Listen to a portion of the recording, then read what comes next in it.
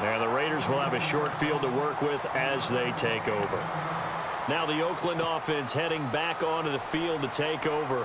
One possession game. Time very much a factor. How does the offense handle this situation? Well, in a lot of cases, they should be somewhat relaxed. And I know that's counterintuitive because this is a pressure situation. But this is Friday. And he can't get a throw off. He's taken down.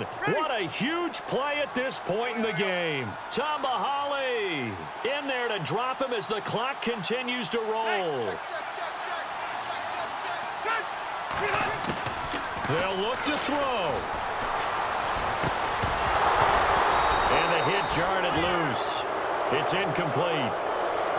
Back-to-back big plays defensively. First the sack. Now they force the incompletion on 3rd and long. Things looking pretty good for them.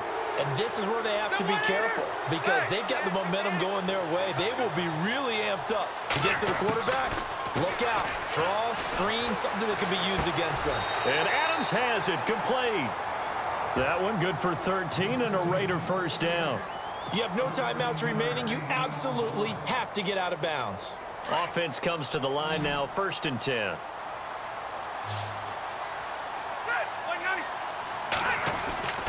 One last shot now for Rivers. Now a desperation throw deep down. And this is caught. And he'll take it into the end zone for a Raider touchdown. Davante Adams finding the end zone on the game's final play. And the Raiders, they're within an extra point of tying this thing up. And we are tied here in the 4th quarter. And here in overtime, if the team that receives the ball scores a touchdown.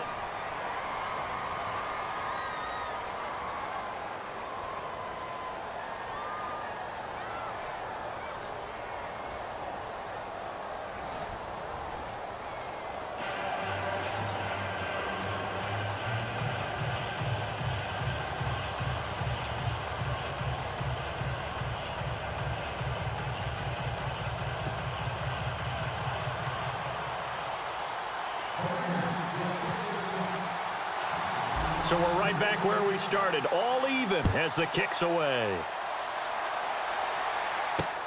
This will be fielded at the 6. And it's a pretty good return here as he'll get it up to the 29-yard line.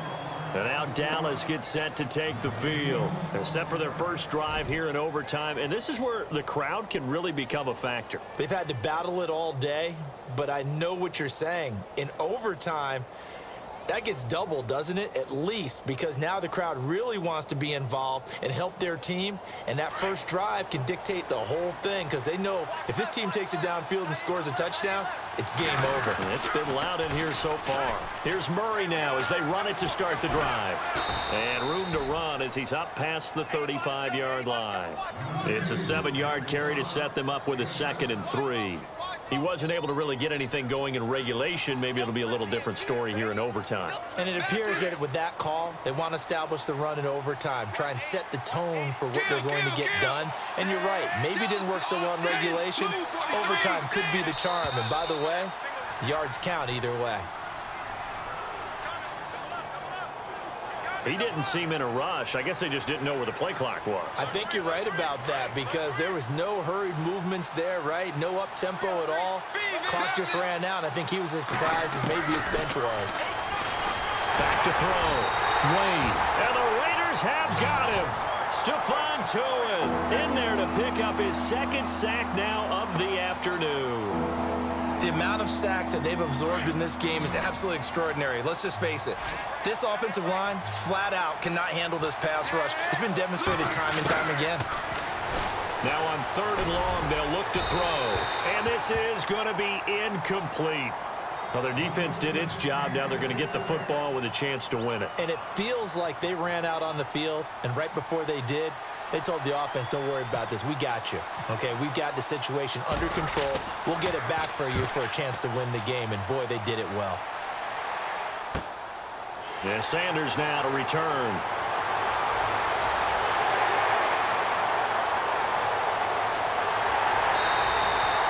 Might might have been one man away from 6 points. As it stands, it's a huge return. And they'll have a short field to go as this drive starts on the fringe of the red zone at the 20.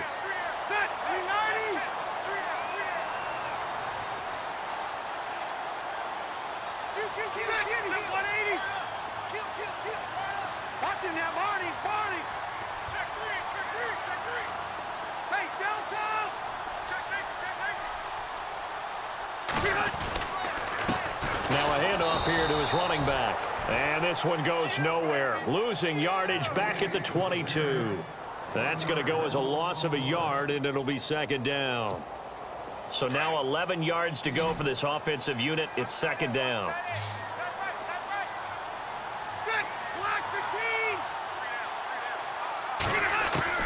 What can Rivers do in the OT?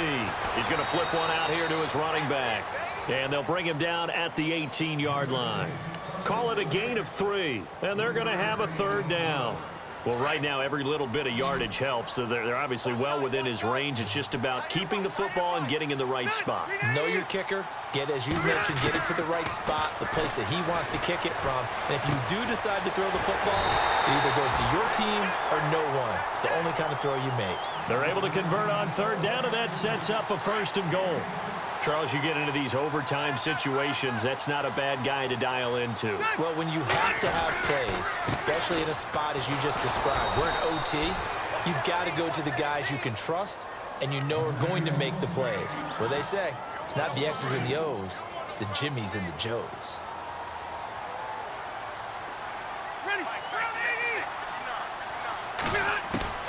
Rivers now on second down. This will be caught at about the 5. And the stop will come inside the 5 at the 4. The catch good for 6 yards, but now it's third and goal. The offense on third down, they've been good. 3 for 4 thus far. They're looking at a third and goal here. Throwing, Rivers. And this will be caught. Touchdown. They needed overtime to get it done.